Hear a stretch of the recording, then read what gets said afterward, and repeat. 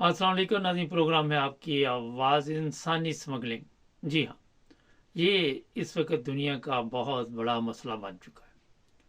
आप सबके इल्म में है कि लोगों को जो गरीब ममालिक में रहते हैं बड़ी रकम लेकर यूरोप में लाया जाता है, और इसमें सिर्फ एक बंदा शामिल नहीं होता, बड़ी तादाद में लोग शामिल होते हैं जो ये काम करते हैं। इनके बाकायदा तौर पर आप कह सकते हैं कि ऐसे अड्डे बने हुए हैं जहाँ एक पार्टी का काम होता है कि बंदा फलां जगह तक पहुंचाना। जैसे कोई पाकिस्तान में बैठा हुआ है तो उसने ईरान तक, ईरान से फिर तुर्की तक, तुर्की से फिर इस तरह आगे आगे आगे ये सिलसिला चलता है। और फिर जो लोग यूरोप में पहुंच जाते हैं, यहाँ पे आकर वो सियासी पनाह के केस करवाते हैं। फ्रांस में एक बहुत बड़ी कार्रवाई हुई है जिसमें ऐसे लोगों को पकड़ा गया है जो इस तरह का काम करते थे। पाकिस्तानी भी शामिल है, इंडियन भी शामिल है। बताया ये जा रहा है कि ये लोग इंसानों को यूरोप में लाने में लोगों से भारी रकम लेते थे, और एक साल में इन्होंने कोई 4 लाख यूरो के करीब ये रकम इन लोगों से ली और इनको यूरोप में लेके आए।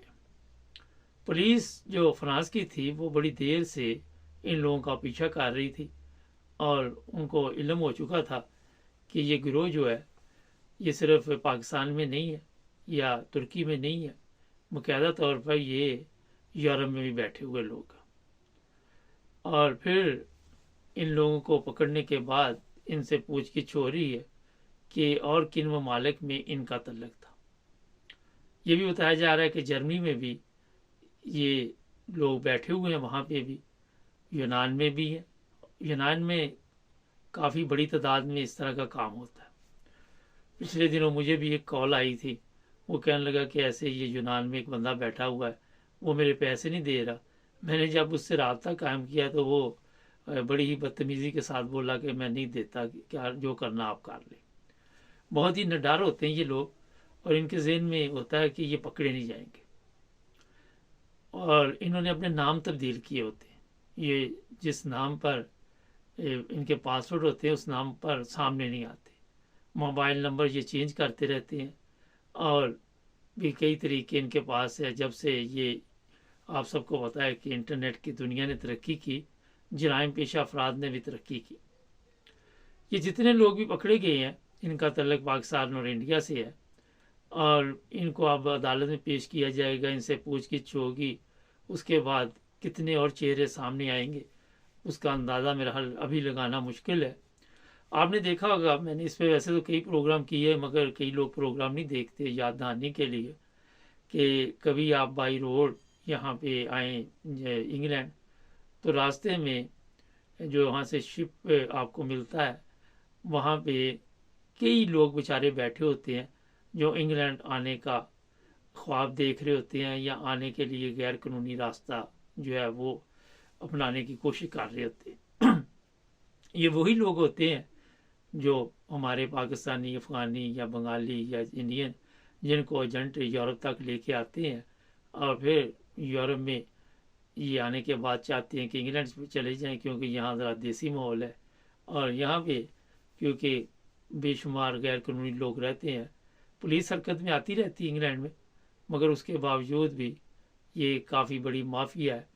और ये भी मैं बता दूं कि ये जो ट्रक ट्रेलर ये बड़े बड़े आते हैं, इनके अंदर छुपा कर इन लोगों को यहाँ पे भिजवाया जाता है, और फिर कई लोग रास्ते में चेक हो जाते हैं। अगर आप कभी डोवर की तरफ जाएं और या खेले की तरफ, तो वहाँ पे आपको नज़र आ जाएंगे कि इस तरह के लोग वहाँ पे बैठे हुए हैं, ये इंतज़ार में होते हैं कि कोई ना कोई हमें लेके जाए, और वो ज़्यादा ट्रकों वालों से बातचीत उनकी चलती है। यहाँ पे एक चीज़ ज़हन में रखें कि अब वो वाला ज़माना नहीं रहा। जिस ट्रक पर भी उनको शक होता है ब्रिटिश इमिग्रेशन को, वो उसे स्कैन करते हैं, अंदर जाके एक एक चीज़ नहीं देखनी पड़ती, और बाहर से पता चल जाता है कि अंदर कोई अशरफुल मखलूक़ात जो है वो छुपी हुई है, और फिर उसको बाहर ले आते हैं। और फिर सब देखने और सुनने वालों को मोहब्बत भरा सलाम। नाज़रीन, एक प्रोग्राम हम शुरू कर रहे हैं टिकटॉक पे लाइव, جس میں آپ کے سوالات کے جواب دیے جائیں گے۔ آپ کو کوئی بھی پرابلم ہو، کوئی بھی ایسا مسئلہ ہو، ویزے کا مسئلہ ہو، پیزے کا مسئلہ ہو، نیشنلٹی کا ہو، کوئی اور بھی آپ ہمارے ساتھ بات چیت کر سکتے ہیں۔ آپ کے مسائل کا حل ڈھونڈیں گے ہم۔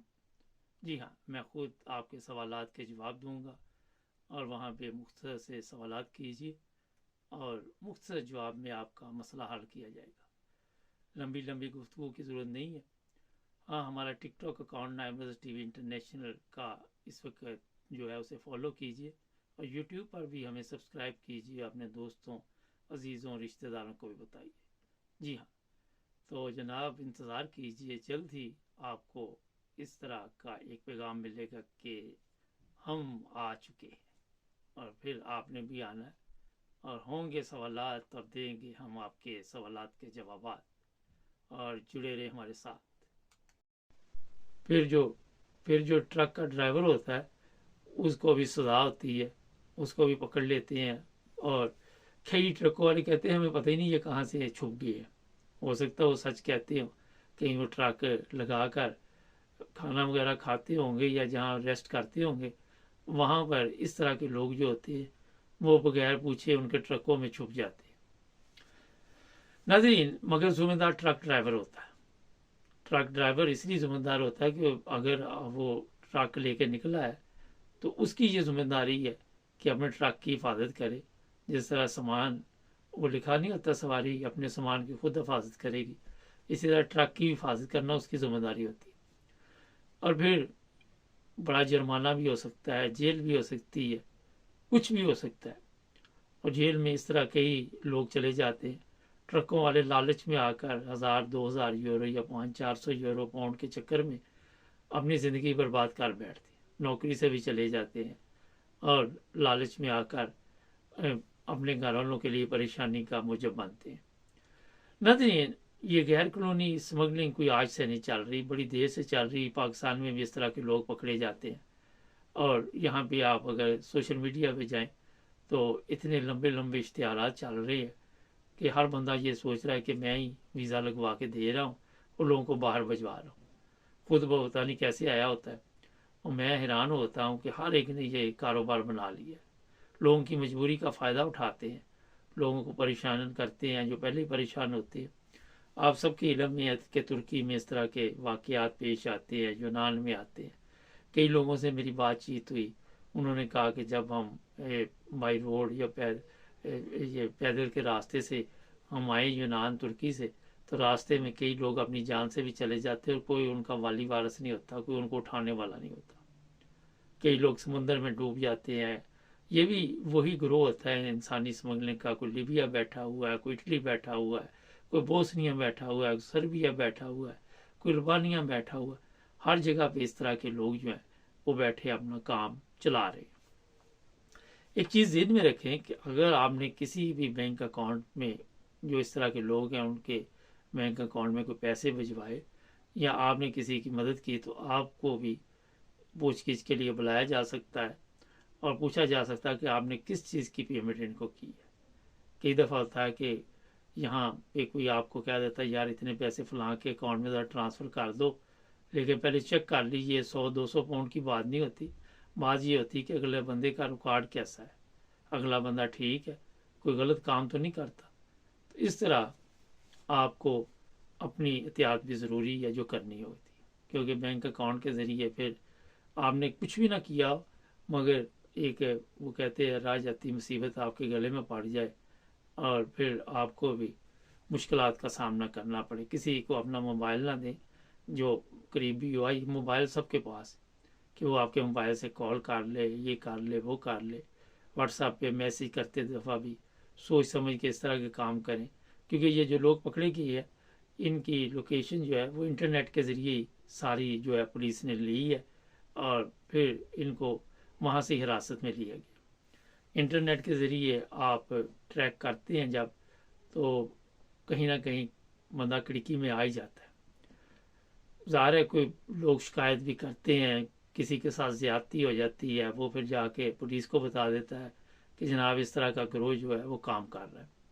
تو یہ چند چیزیں تھیں جو میں نے آپ کو بتائی، اپنی احتیاط کیجیے اور خیال رکھیں کہ کسی ایجنٹ کے ذریعے اس طرح کا کام غیر قانونی نہ کرے جو کل کے لیے آپ کے لیے مشکل کا کوئی ایسا مسئلہ بن جائے کہ بعد میں آپ بھی پریشانی کی زندگی گزاریں۔